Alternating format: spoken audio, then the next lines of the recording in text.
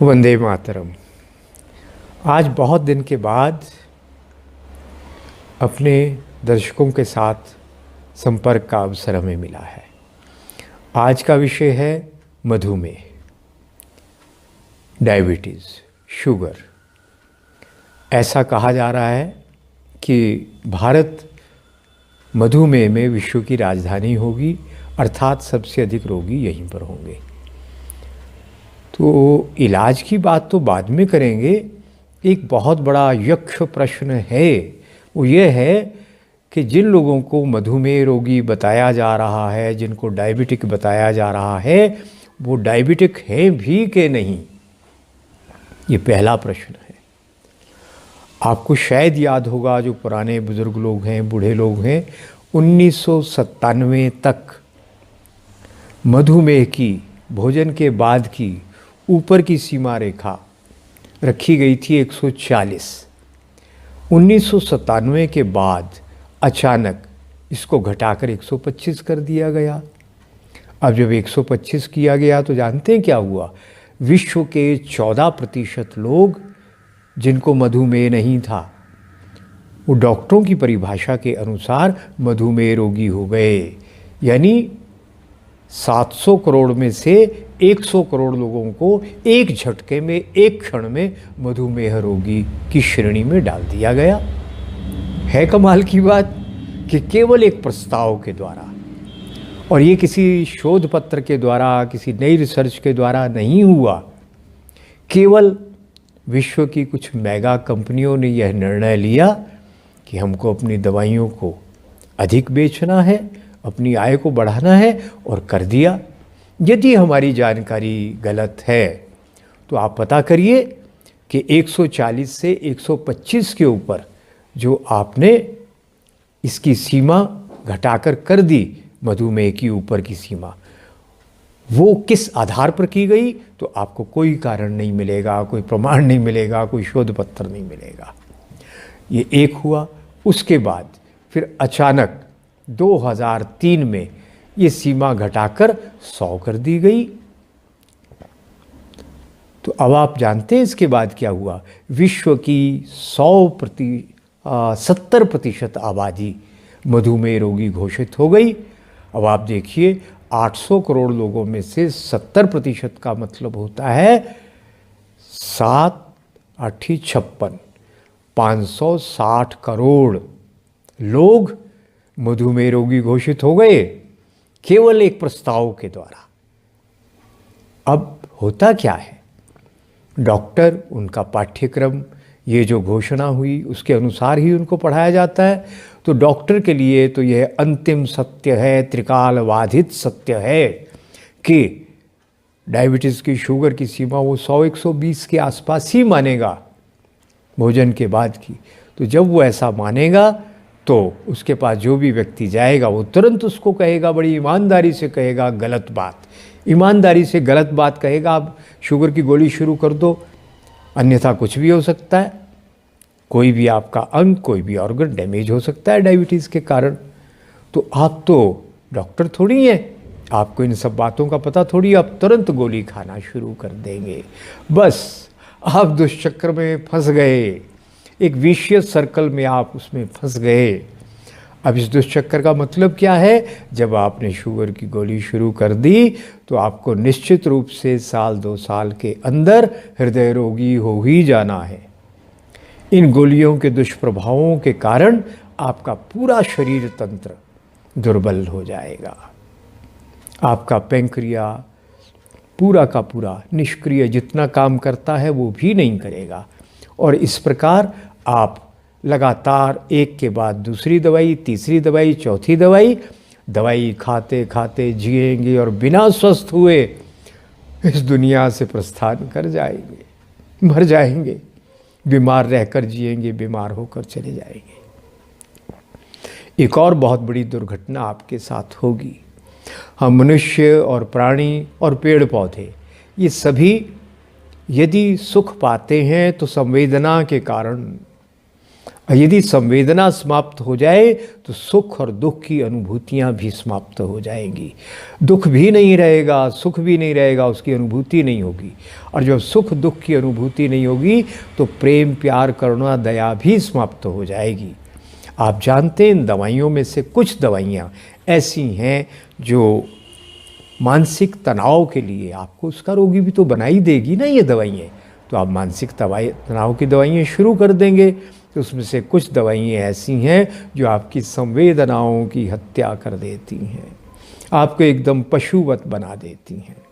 आपके अंदर जो करुणा दया है, ममता है, वो सबको वो मार देती हैं। और उसके बाद आपको कोई दुख सुख नहीं होता। अपना प्रियजन बीमार हो जाए, मर जाए, कुछ भी हो जाए, आप एक सज्जन व्यक्ति के स्थान पर एक चलते फिरते पाषाण की तरह, पत्थर की तरह हो जाएंगे। और जब आपकी संवेदनाएं नहीं होंगी तो आप समाज के किसी दुख सुख के लिए कभी खड़े नहीं होंगे। आप परिवार के दुख सुख में कभी हृदय से सम्मिलित नहीं होंगे, केवल औपचारिकता करेंगे। यहाँ हृदय में कोई अनुभूति नहीं होगी। और सबसे बड़ी दुर्घटना ये हो गई, वो जो भक्ति है, ईश्वर प्राप्ति है, जो जीवन का लक्ष्य है, वो भावों के बिना, भक्ति के बिना तो असंभव है, वो कभी नहीं होगी। जीवित रहेंगे एक पशु के समान और मरने के बाद भी वो कितना, जो बहुत लंबा काल है, वो भी बहुत यातनापूर्ण हो जाएगा। ये सब आपके साथ हो रहा है और इसका एक चिंताजनक पक्ष ये है, ये सब जानने और बताने वाले कोई नहीं है। शायद प्रभु ने हमसे ये काम लेने के लिए हम पर ये कृपा की है कि हम लोगों को ये सब अज्ञात जानकारियाँ दें। अज्ञात इसलिए कि आप नहीं जानते, कहीं तो शोध पत्र में ये सब कुछ है जहाँ से हम लाए हैं।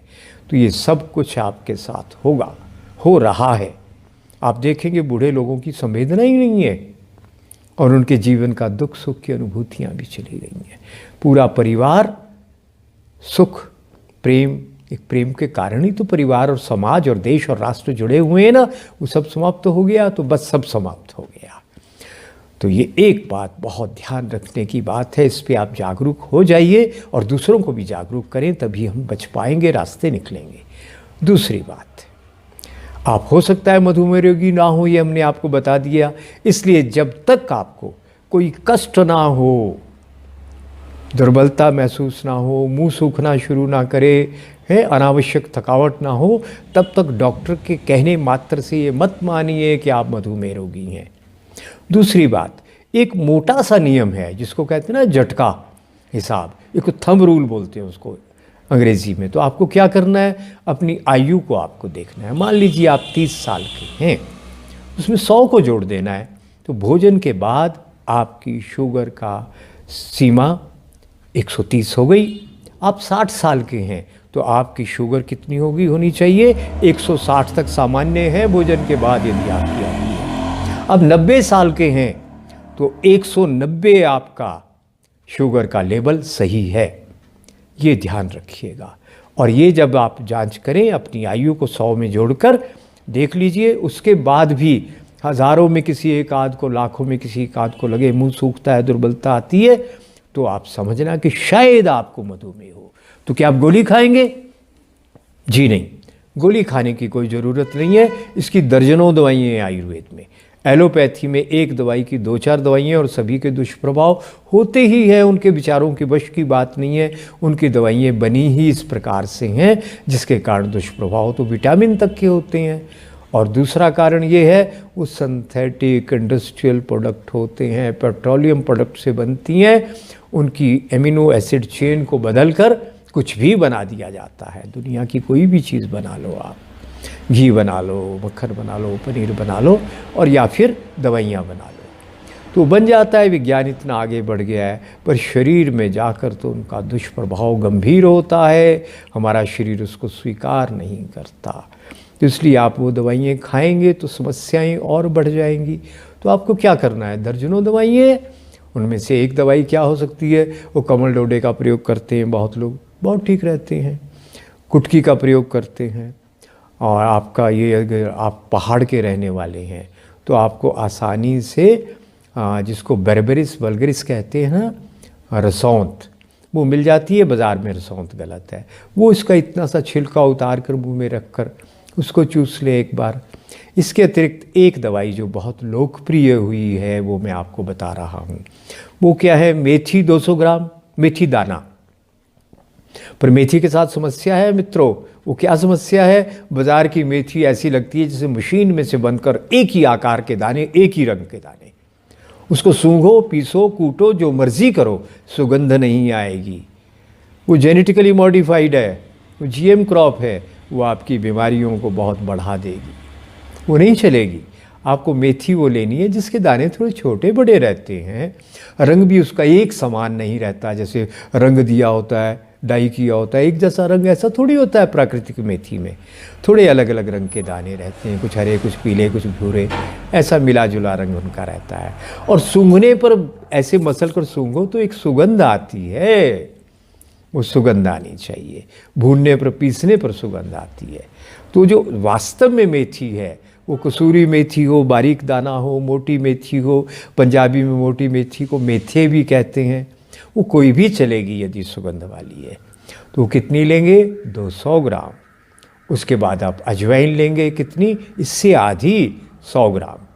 अजवाइन में भी गलत अजवाइन आ चुकी है, उसको भी सूंघने पे यदि सुखद लगे तो अच्छी है, यदि परेशानी हो दिमाग में जाकर वो ऐसा लगे अच्छा नहीं लग रहा, वो नहीं लेनी है। और दूसरा तरीका तो आपको पता है, हमारा ऊर्जा विज्ञान हमारे सभी बंधुओं, मित्रों, शिष्यों ने सबने सीखा हुआ है। हाथ में पकड़ो और देखो, वजन उठाकर ताकत बढ़ गई तो अजवाइन अपने काम की है, अन्यथा फेंक दो, विष है वो। तो अजवाइन भी ढूंढ कर लानी पड़ेगी। हमारे एक बहुत प्रिय बहन है राजस्थान की, उन्होंने हमें 2-3 साल के बाद अजवाइन अच्छी मिली मुझे, उन्होंने अजवाइन मुझे 5 किलो, 4-5 किलो भेज दी। बढ़िया अजवाइन है, बारीक है। दूसरा अजवाइन की पहचान क्या है? आप अजवाइन का दाना मुंह में रखिए, 2-4-10 दाने, मुंह में जाते ही एकदम तीखा लगे तो गलत। मुंह में डालने के बाद पहले सेकंड में लगे कि ये तो तीखा नहीं है, और धीरे धीरे उसका तीखापन बढ़े, तो असली अजवाइन है। परीक्षा कर लेना। आपको बीमार बनाने के लिए एक बहुत बड़ा कार्यक्रम चल रहा है। उस कार्यक्रम का ये अंग है कि आपको जीएम फल, सब्जी, सब कुछ औषधियाँ दी जा रही हैं। तो वो अजवाइन लेना जो धीरे धीरे तीखी होती है, और ऊर्जा विज्ञान से जांच वो ले लेना। फिर 200 ग्राम मेथी, 100 ग्राम आपका अजवाइन होगी, 50 ग्राम काली जीरी, जीरे जैसा होता है वो, कलौंजी मत ले आना, प्याज का बीज होता है वो नहीं कह रहा हूँ मैं काली जीरी, जीरे जैसा आकार है, बहुत भयंकर कड़वी है। आम के अचार में डालते हैं, उर्द की दाल में डालते हैं पकाते समय, माश की दाल में, कड़वी नहीं लगती वहाँ पर, बाकी सब जगह कड़वी लगती है। 50 ग्राम वो सबको फटक कर, छान कर, ऐसे छटक कर, धूल निकाल कर, थोड़ा सा गर्म करके इनको पीस कर अलग अलग फिर मिला देना। मिलाकर कांच के जार में रखना।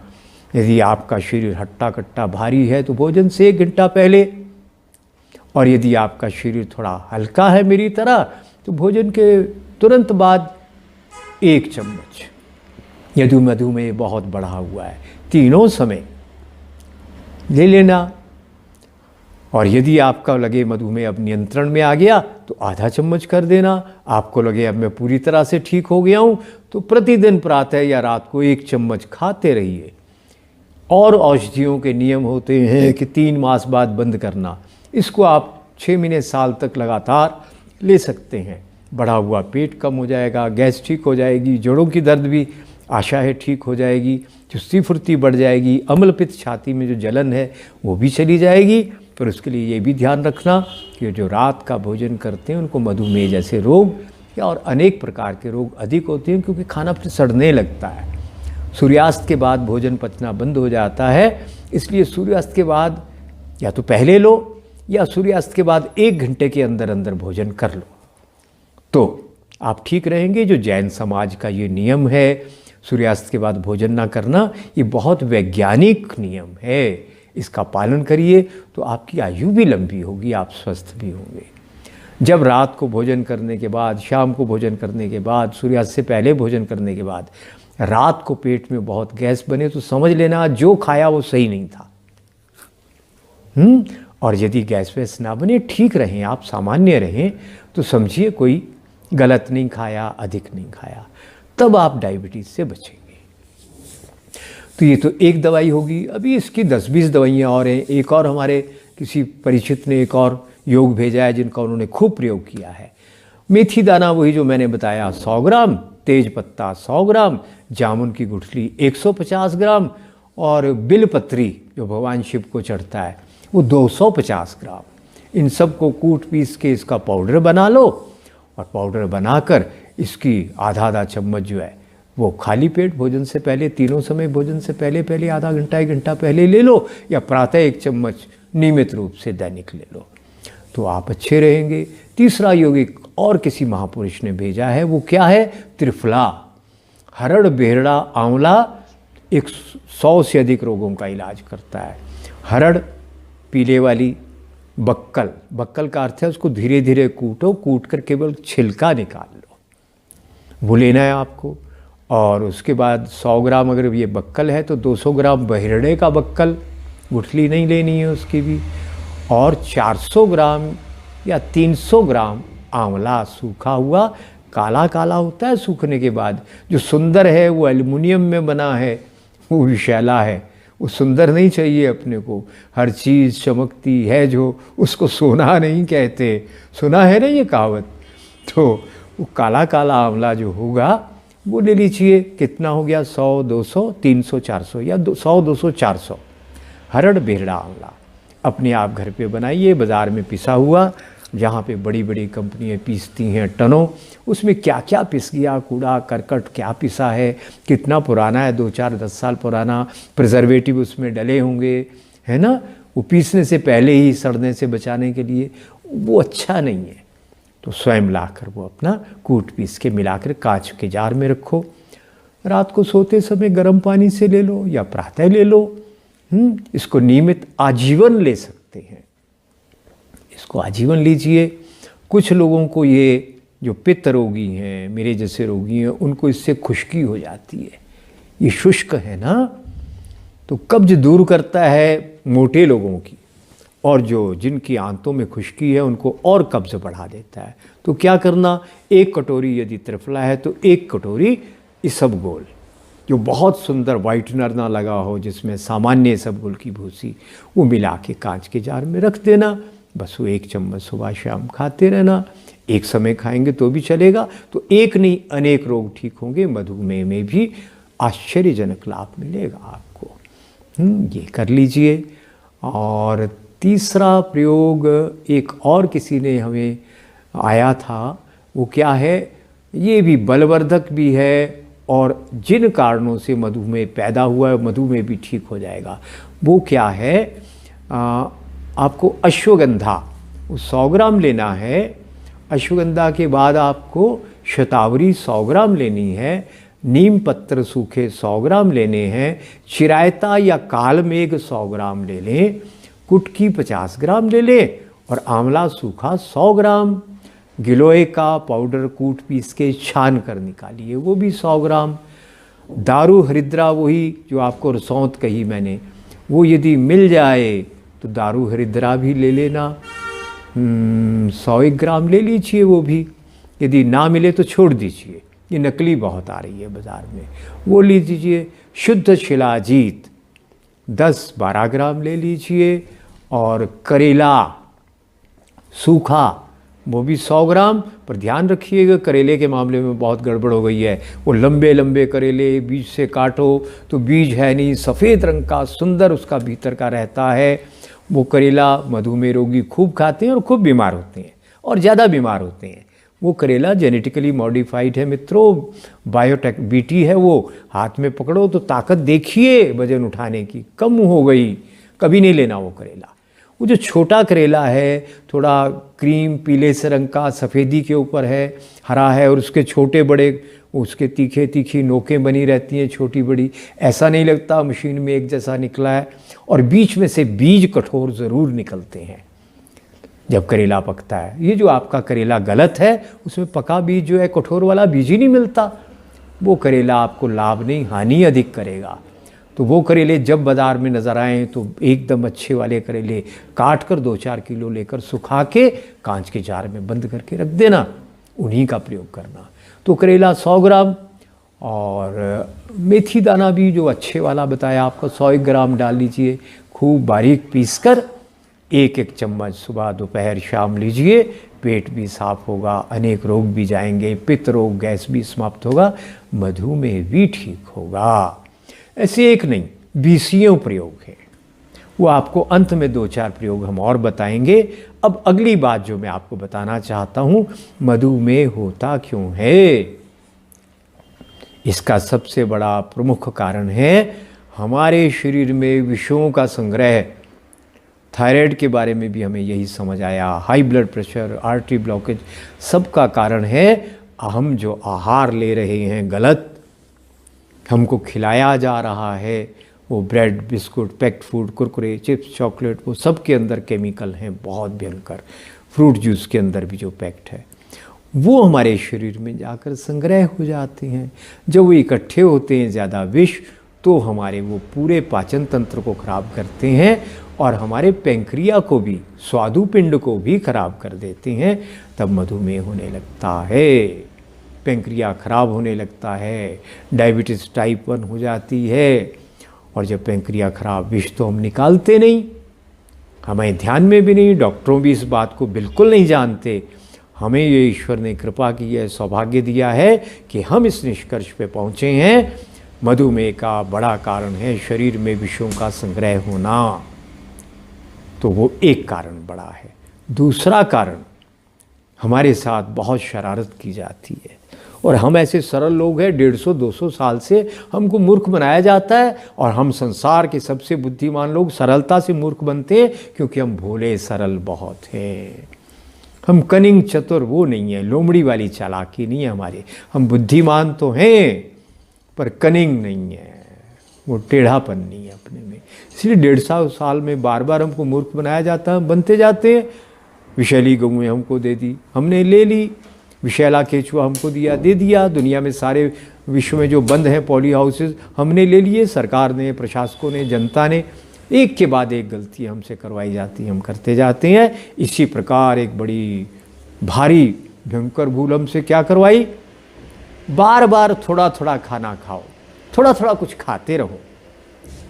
अनेक वर्षीय प्रचार चला और लोगों ने शुरू कर दिया, अरे आप बार बार खाओगे तो क्या होगा, बार बार पैंक्रिया को काम करना पड़ेगा, बार बार इंसुलिन वो छोड़ेगा, बनाएगा और बीमार हो जाएगा, खराब हो जाएगा, अब जल्दी से मधुमेह रोगी हो जाएंगे। हमारा किसान हज़ारों साल से प्रातः सूखी रोटी मक्खन या दूध के साथ खाकर 4 बजे 5 बजे जाता था खेत में और उसके बाद दोपहर को उसको खाना जो है वो खेत में पहुंचता था और फिर शाम को आकर खाता था बस। और कुछ लोग तो अब भी ऐसे हैं, लाखों लोग जो एक बार प्रातः खाते हैं और एक बार शाम को खाते हैं, तीसरी बार खाते ही नहीं हैं और वो ज़्यादा स्वस्थ हट्टे कट्टे हैं। ये बार बार खाने का खेल हमारे साथ क्यों? आप लोगों ने विश्वास कर लिया और शुरू कर दिया खाना, आदत बन गई, बार बार शरीर को आदत होगी, पाचक रस बार बार आने लग गए, पूरा तंत्र बिगाड़ दिया, बार बार आपका मन करता है कुछ खा लें, मानसिक तनाव के कारण भी बार बार खाने को मन करता है। तो ये दूसरा कारण है आपके मधुमेह का। तो इसलिए कृपया ये भूल ना करें। तीसरा, जब हम प्रातः पहला आहार ही खूब तला भुना ले लेते हैं, ब्रेड बिस्कुट ले लेते हैं, तो पूरा दिन तो अपना खराब हो गया, या बासी ले लिया तो पूरा दिन अपना खराब हो गया। हमारे पेट में पहला आहार क्या जाना चाहिए? जीवित आहार जाना चाहिए, सर्वोत्तम वही है। वो क्या है? या तो अंकुरित या कोई फल, फल जीएम ना हो, फलों में विष है तो वो आपको किसी और वीडियो में हम बता चुके हैं, उनको एंजाइम में भिगो कर रखिए, विष निकालिए। फल, कच्चे पत्ते, सब्जियाँ या अध पके वो पहले खाइए, उसके आधे घंटे के बाद आप भोजन नाश्ता जो भी करना है वो करें। उसके बाद कुछ गलत भी खा लेंगे तो आप बीमार नहीं पड़ेंगे आसानी से। वो एक बार जैसे होता है ना कि पिसाई की मशीन एक बार शुरू में मोटा दाना डाला, कठोर डाला तो अटक गई, पर जो वो गति में चल पड़ती है तो उसके साथ फिर कोई कठोर पत्थर वत्थर भी छोटा मोटा जाता है तो पिस जाता है। ऐसे ही पाचन का भी हिसाब है। तो इस प्रकार आप मधुमेह रोगी बनते हैं। एक और कारण, आप जब जब कोई दवाई खाते हैं, बुखार की, खांसी की, जुकाम की, डायरिया की, डायसेंट्री की, वो दवाइयाँ जब खाते हैं तो उनमें से कई दवाइयाँ ऐसी हैं जो एंटीबायोटिक हैं, वो आपके पेट के भीतर जो जीवाणु हैं उनको मार देती हैं। बायो का मतलब जीवन, एंटीबायो मतलब उनको जीवन को मारने वाली। तो आपका यदि पेट का आंतों का वो जीवाणु मर गए, गट बैक्टीरिया मर गए, तो भोजन कौन पचाएगा? पचेगा नहीं। आप जीवन भर गैस की गोलियां खाते रहेंगे। और जब वो बिगड़ जाता है, गट बैक्टीरिया मरता है, तो भी हम अनेक रोगों के साथ मधुमेह रोगी भी बनते हैं। एक और बहुत मूल्यवान जानकारी, एक डायबिटीज टाइप 2 होती है, वो इससे भी गंभीर रोग है। उसमें पेंक्रिया नहीं है खराब, पेंक्रिया आपका इंसुलिन बना रहा है, मगर आपके शरीर के कोष इंसुलिन को ग्रहण करना बंद कर देते हैं, लेते ही नहीं है। इंसुलिन बन रहा है, वो और भी गंभीर रोग है। ये कैसे होता है जानते हैं आप? ये होता है आपका LDL बढ़ने के कारण, कोलेस्ट्रॉल बढ़ने के कारण। बुरा जो कोलेस्ट्रॉल है वो बढ़ने के कारण होता है। मीठे के कारण नहीं हुआ, ये गुड़ शक्कर के कारण नहीं हुआ। एक हमारे डॉक्टर हैं, उन्होंने तो कई बार करके ही दिखाया है आपको, यूट्यूब में हज़ारों लाखों लोगों को। मीठा आम खाया, शुगर लेवल 300 थी तो घटकर 150 पे आ गई आम खाने के बाद। अच्छा बढ़िया गुड़ खाने के बाद कम हो गई। तो आपका जो ये आलू चावल ये सब कुछ बंद किए जाते हैं, इसलिए बंद किए जाते हैं ताकि आप बीमार ही बने रहें। प्राकृतिक मीठा, बिना पॉलिश का चावल, ये तो आपको ठीक करता है। मैं आगे बताऊंगा, चावल खाने से एक महिला रोगी ठीक हो गई, उसका 250 से जो है 150 पे आ गया शुगर लेवल। वो कौन सा चावल था आगे बताएंगे। तो आपके शरीर में जो है इंसुलिन रेजिस्टेंस पैदा हो जाती है। वो रेजिस्टेंस कोलेस्ट्रॉल के कारण, उसका एक बड़ा कारण ये है। तो और विष तो है ही उसका एक कारण। तो वो आपका चीनी कोलेस्ट्रॉल को बढ़ाने का काम सबसे अधिक करती है।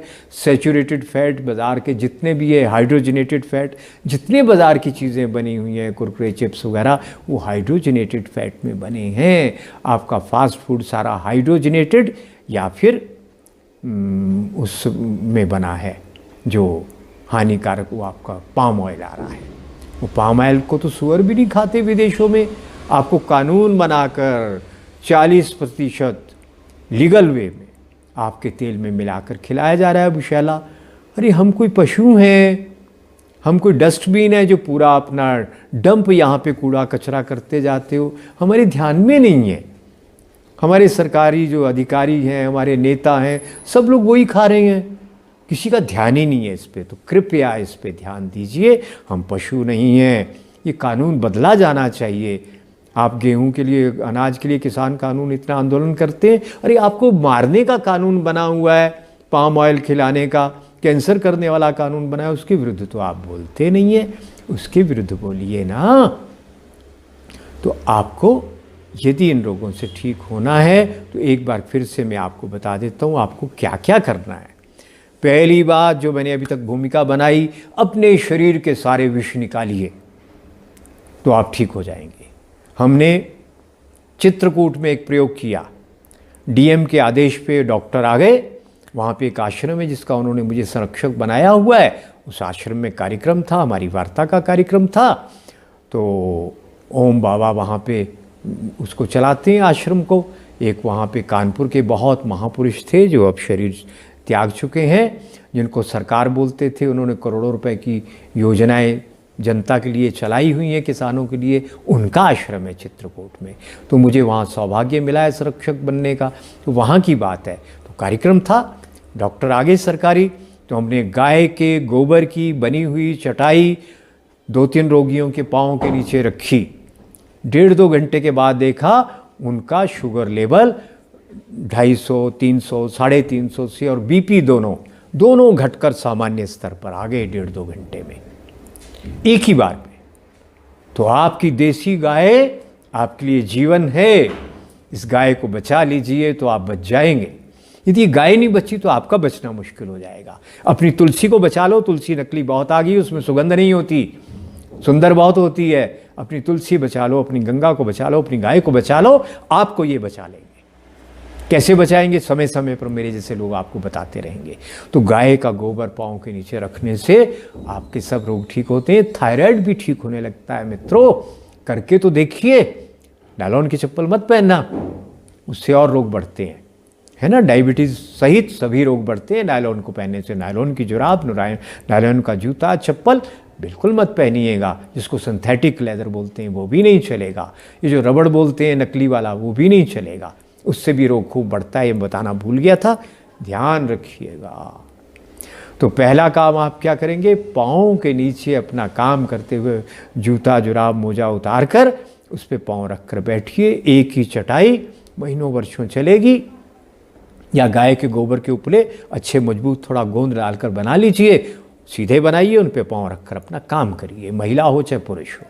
तो आप देखेंगे दिन भर ऊर्जा बनी रहेगी, मन शांत रहेगा और रोग धीरे धीरे ठीक होंगे। तो विष निकालने का एक तरीका।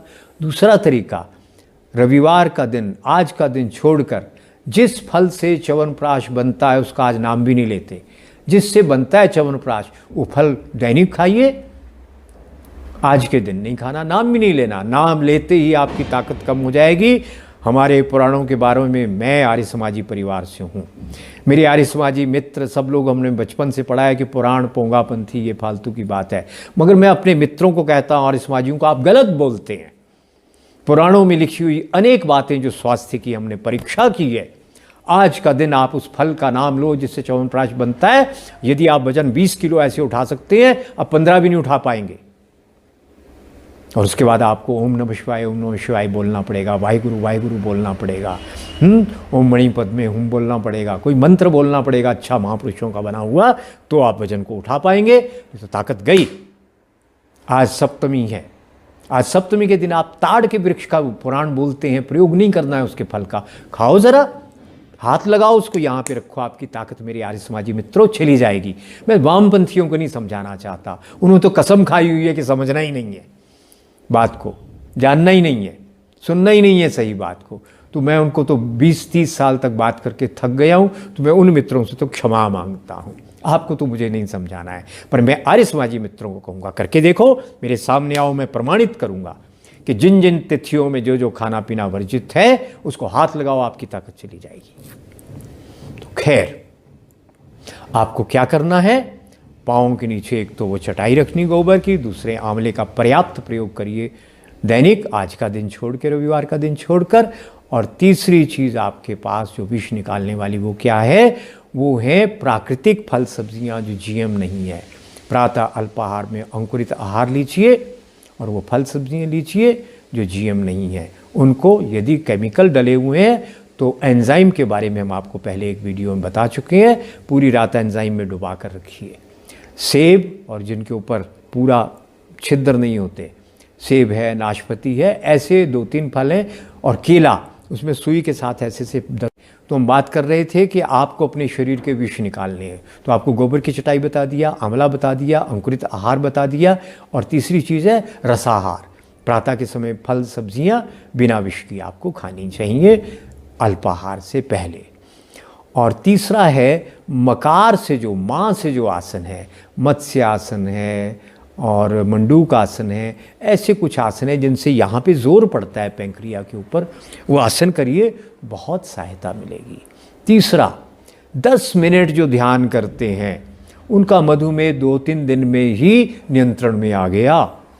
मानसिक तनाव का कितना महत्व है इस बात को समझिए। तो आपको ध्यान करना है 10 मिनट, कोई आपको म्यूजिक लगाना है, कोई मंत्र लगाना है, जिससे मन स्थिर होता है वो करिए। वो करके कम से कम 10 मिनट ध्यान लगाइए। ओम का जाप करिए, राम का जाप करिए, कोई भी जाप करिए। ये ध्यान करने से बड़ी तेज़ी से आप ठीक होंगे। चौथी बात, भ्रमण करने के लिए जाइए और सामर्थ्य के अनुसार व्यायाम करिए। पांचवी बात, आप दिन भर विषैला एसी की हवा में रहते हैं यदि, तो उसके कारण तो आपका केवल मधुमेह नहीं, सारे रोग बढ़ते हैं। तो क्या करना आपको? गौ माता की शरण में जाइए, गाय के गोबर का टुकड़ा लेकर, या धूप गोबर की बनी हो देसी गाय के गोबर की, देसी गाय का थोड़ा घी लगाकर उसको जलाइए, आप देखेंगे बाहर से अधिक ऑक्सीजन आपके कमरे में, एसी वाले कमरे में पैदा हो जाएगी, और आप एसी की मजबूरी के कारण जो आप विषैली हवा में सांस ले रहे हैं समाप्त हो जाएगी। हमने नाबार्ड के जो डीजीएम हैं दिल्ली में, उनके कार्यालय में प्रयोग किया, कोई जो स्मोक सेंसर है उसका अलार्म नहीं बजा।